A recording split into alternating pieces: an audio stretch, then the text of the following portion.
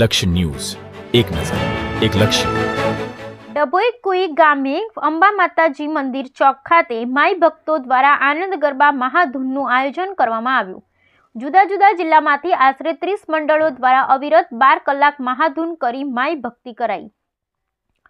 ડભોઈ ફરતી કુઈ ગામે ભક્તિનો અનેરો મહિમા માઈ ભક્તોમાં જોવા મળ્યો. માતાજીના ભક્તો દ્વારા અંબા માતાજી મંદિર ચોક ખાતે શિવશક્તિ આનંદ ગરબા મંડળ ફરતી કુઈના ઉપક્રમે જુદા જુદા જિલ્લામાંથી 30 ઉપરાંત વિવિધ આનંદ ગરબા મંડળોને એક મંચ પર લાવી 12 કલાક સતત અવિરત ધૂન, ભજન, કીર્તન સહિત આનંદ ગરબાની ધૂન કરી ભક્તિ કરી હતી. આ પ્રસંગે બહુચરાજી, અંબાજી, વડોદરા સહિત જુદા જુદા જિલ્લામાંથી 30 મંડળ પધાર્યા હતા.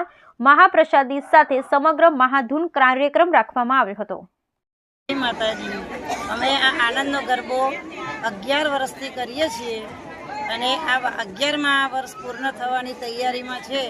અને આજે અમે આનંદના ગરબાને આવી સરસ ભવ્ય આયોજન કર્યું છે અને ગરબો ઉજવી રહ્યા છે. એમાં અમે 44 મંડળને બોલાવ્યા છે. એટલે 44 ગામમાંથી 44 માતાજી ફરતી કોઈના આંગણે પધાર્યા છે. અને આજે આખો દિવસ એવો સોનાનો સૂરજ ઉગ્યો કે અમને કલ્પતરુ સમાન આનંદનો ગરબો મળ્યો.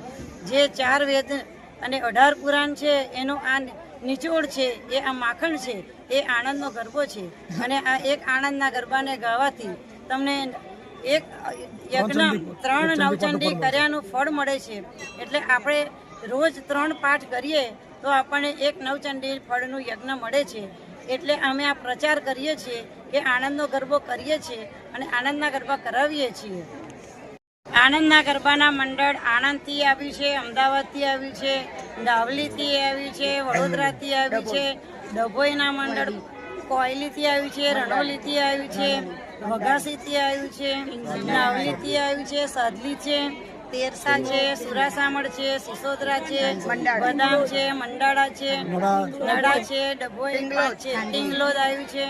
ઘણા બધા મંડળ આમ કરીને અંબાજીથી એક મંડળ આવ્યું છે, બહુચરાજીથી આવ્યું છે. એટલે આ ભવ્ય આયોજન અમારે 12 કલાકની મહાધૂન એટલા આનંદ અને અતિ આનંદથી અમે ઉજવી રહ્યા છીએ. અને અમારી ધૂન અત્યારે પરિપૂર્ણ થઈ ગઈ છે. અને અમે સવારે સાંજે જમવાનું ખાસ આમંત્રણ હતું.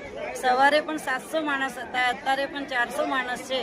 એટલે બધાની રસોઈ અને ચા નાસ્તો બધું જ એના માટે આ બધું આયોજન કર્યું છે કે કોઈ માતાજીના આંગણે આવે અને આનંદના ગરબાના પાઠ કરે તો કોઈ આપણા આંગણેથી ભૂખ્યું કે તરસ્યું જવું ના જોઈએ.